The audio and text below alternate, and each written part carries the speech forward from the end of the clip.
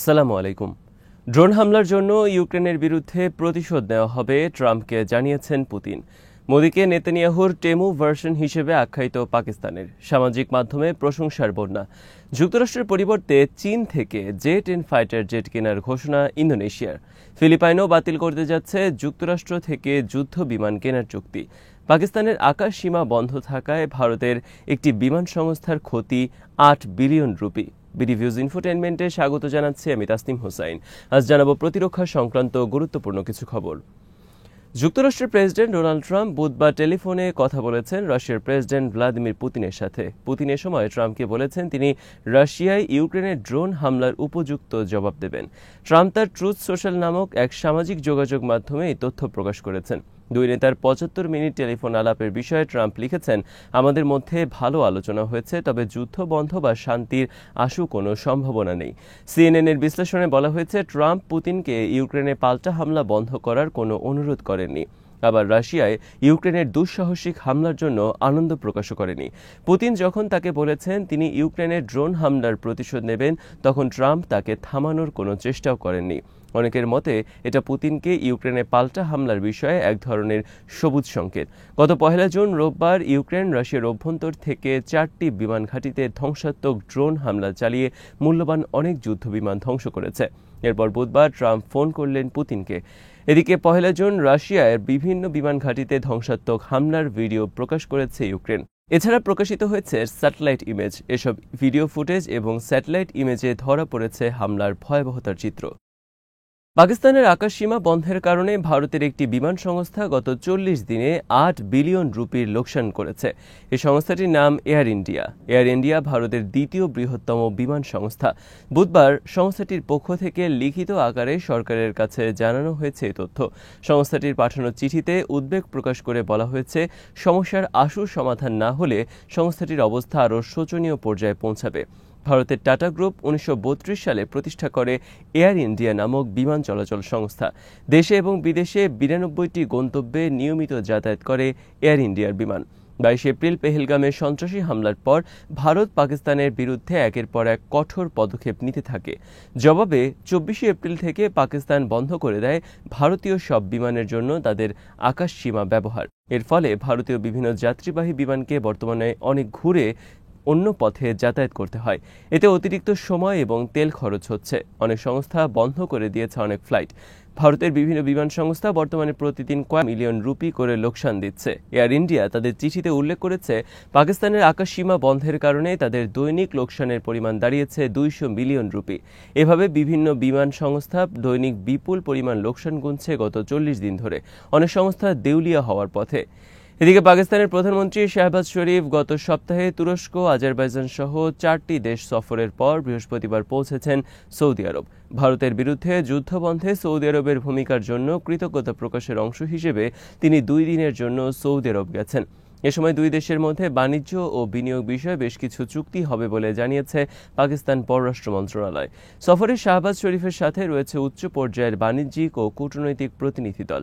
পাকিস্তান আর্মির জনসংযোগ বিষয়ক সংস্থা আইএসপিআর বুধবার এক বিবৃতিতে জানিয়েছে, উত্তর ওয়াজিরিস্তানে তারা হত্যা করেছে ১৪ ভারতপন্থী সন্ত্রাসী। ২রা এবং ৩রা জুন অপারেশনে নিহত হয়েছে তারা।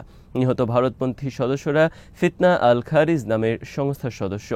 আইএসপিআর বলেছে, পাকিস্তানের অভ্যন্তরে সন্ত্রাসী কর্মকাণ্ড পরিচালনা করা তাদের কাজ এবং তাদেরকে মদত দিচ্ছে ভারত। পাকিস্তানের পিপলস পার্টির চেয়ারম্যান বিলওয়াল ভুট্টো জারদারি বলেছেন, ভারতের প্রধানমন্ত্রী নরেন্দ্র মোদী হলেন ইসরায়েলের প্রধানমন্ত্রী নেতানিয়াহুর টেমু ভার্সন। তিনি নেতানিয়াহুর খুবই সস্তা একটি সংস্করণ। তিনি মোদীকে পরামর্শ দিয়েছেন সবচেয়ে জঘন্য ব্যক্তির দ্বারা অনুপ্রাণিত না হওয়ার জন্য। জাতিসংঘ সদর দপ্তরে সাংবাদিকদের ব্রিফিংয়ের সময় বিলওয়াল ভুট্টো মোদীকে গুজরাটের কসাই, সন্ত্রাসী আখ্যায়িত করে কঠোর ভাষায় সমালোচনা করেছেন। মোদীকে নেতানিয়াহুর টেমু ভার্সন আখ্যায়িত করার পর ভারত ও চীন সহ বিশ্বের বিভিন্ন দেশের সামাজিক যোগাযোগ মাধ্যমে ব্যাপক ট্রল চলছে। টেমু হল চীনের কম দামি পণ্য বিক্রির একটি অনলাইন পোর্টাল। বিলওয়াল ভুট্টো বলেছেন, ওসামা বিন লাদেন আর নেই, কিন্তু গুজরাটের কসাই মোদী জীবিত আছেন এবং তিনি এখন ভারতের প্রধানমন্ত্রী। বিলওয়াল ভুট্টো হাসতে হাসতে বলেন, তিনি যখন প্রধানমন্ত্রী হন তখন তার যুক্তরাষ্ট্রে প্রবেশের নিষেধাজ্ঞা ছিল। মোদী হলেন আরএসএস এর প্রধানমন্ত্রী এবং পররাষ্ট্রমন্ত্রী। আরএসএস গঠিত হয়েছে হিটলারের এসএস এর অনুপ্রেরণায়। আমি দেখেছি গতকাল ভারতের পররাষ্ট্রমন্ত্রী জাতিসংঘ মহাসচিবের সাথে গান্ধীর একটি মূর্তি উদ্বোধন করছেন। তিনি যদি সৎ হবেন তাহলে তিনি অবশ্যই জানেন যে আরএসএস গান্ধীর আদর্শকে ধারণ করে না। তারা গান্ধীকে ভারতের প্রতিষ্ঠাতা বলেও মনে করে না। তারা গান্ধীর হত্যাকারীকে নায়ক বলে মনে করে এবং তাকে তারা পূজা করে। বিলবল ভুট্টো বলেন, গুজরাটের মানুষকে জিজ্ঞাসা করেন কে সন্ত্রাসী, তারা বলবে প্রধানমন্ত্রী নরেন্দ্র মোদী সন্ত্রাসী। কাশ্মীরের মানুষকে জিজ্ঞাসা করেন কে সন্ত্রাসী, তারা বলবেন মোদী হলেন সন্ত্রাসী। মোদী এমনই এক সন্ত্রাসী যে গুজরাটের এই কষায় তারা হাত থেকে এখনো রক্ত মুছে ফেলারও কোনো প্রয়োজন বোধ করেন না। মোদীকে নেতানিয়াহুর টেমু ভার্সন উল্লেখ করার পর বিভিন্ন সামাজিক যোগাযোগ মাধ্যমে ভূয়সী বাহবা পেয়েছেন জুনিয়র ভুট্টো। তিমুর বেগ নামে একজন তার ফেসবুকে লিখেছেন, বিলওয়াল মঙ্গলবার মোদীকে 2 বার রোস্ট করেছেন। একবার তাকে নেতানিয়াহুর টেমু ভার্সন বলার মাধ্যমে এবং আরেকবার গুজরাটের কসাই বলার মাধ্যমে। ভারতের বিরুদ্ধে যুদ্ধ জয়ের পর পাকিস্তানের প্রধানমন্ত্রী দুটি উচ্চ পর্যায়ের প্রতিনিধি দলকে বিভিন্ন দেশে পাঠান ভারতের বিরুদ্ধে কূটনৈতিক তৎপরতা জোরদারের অংশ হিসেবে। পাকিস্তানের পিপলস পার্টির চেয়ারম্যান বিলওয়াল ভুট্টোর নেতৃত্বে 8 সদস্যের একটি প্রতিনিধি দল বর্তমানে অবস্থান করছে যুক্তরাষ্ট্রে। অপর আরেকটি দল অবস্থান করছেন মস্কোতে। মস্কো প্রতিনিধি দল বুধবার বৈঠক করেছেন রাশিয়ার পররাষ্ট্রমন্ত্রী সের্গেই ল্যাভরভের সাথে। সের্গেই ল্যাভরভ তাদেরকে প্রস্তাব দিয়েছেন ভারতের সাথে সরাসরি বৈঠকে বসার জন্য। এ বিষয়ে পাকিস্তানের পররাষ্ট্রমন্ত্রী ইসহাক দার বলেছেন, ভারতের সাথে বসতে তাদের কোনো আপত্তি নেই এবং এই নিয়ে তাদের কোনো তাড়াহুড়ো নেই।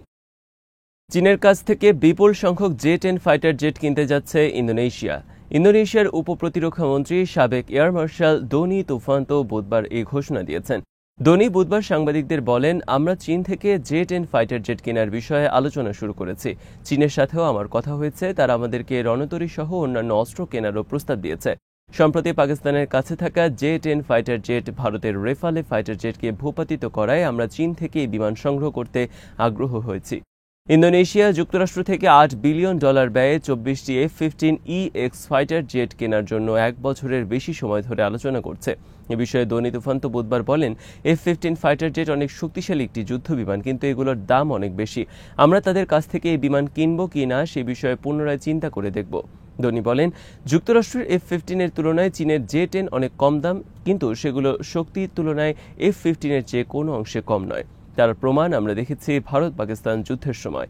ইন্দোনেশিয়া 2022 সালে ফ্রান্সের সাথে চুক্তি করেছে $8 বিলিয়ন ব্যয়ে 42টি রাফালের যুদ্ধ বিমান কেনার। আগামী বছর ইন্দোনেশিয়া 6টি রাফালে ফাইটার জেট ডেলিভারি পাবার কথা। ফ্রান্স থেকে রাফালে ক্রয় নিয়ে দেশটিতে তীব্র বিতর্ক রয়েছে। ইন্দোনেশিয়ার কাছে এই বিমান সহ আরও অস্ত্র বিক্রির জন্য ফ্রান্সের প্রেসিডেন্ট ইমানুয়েল ম্যাক্রন ঘন ঘন ইন্দোনেশিয়া সফর করেছেন। সর্বশেষ গত সপ্তাহে তিনি জাকার্তা সফর করেন। এদিকে ফিলিপাইনও যুক্তরাষ্ট্রের কাছ থেকে $6 বিলিয়ন ব্যয়ে যুক্তরাষ্ট্র থেকে 20টি F-16 ফাইটার জেট কেনার সিদ্ধান্ত থেকে সরে এসেছে। গত এপ্রিল মাসে যুক্তরাষ্ট্রের পররাষ্ট্র মন্ত্রণালয় বা স্টেট ডিপার্টমেন্ট $6 বিলিয়ন ব্যয়ে ফিলিপাইনের কাছে 20টি F-16 ফাইটার জেট বিক্রির অনুমোদন দেয়। গত 2রা জুন সিঙ্গাপুরের প্রতিরক্ষা সম্মেলনে ফিলিপাইনের প্রতিরক্ষা মন্ত্রী গিলবার্তো তিয়াদোরা এই বিমান কেনার বিষয়ে তাদের অনীহার কথা প্রকাশ করেন। তবে কেন তারা সিদ্ধান্ত থেকে সরে আসতে চাচ্ছেন সে বিষয়ে কোনো কিছু পরিষ্কার করেননি তিনি। আজ এখানেই শেষ করছি। সমরাষ্ট্র প্রতিরক্ষা ও কূটনীতির নানা তথ্য জানতে চোখ রাখুন বিডি ভিউজ ইনফোটেইনমেন্টে।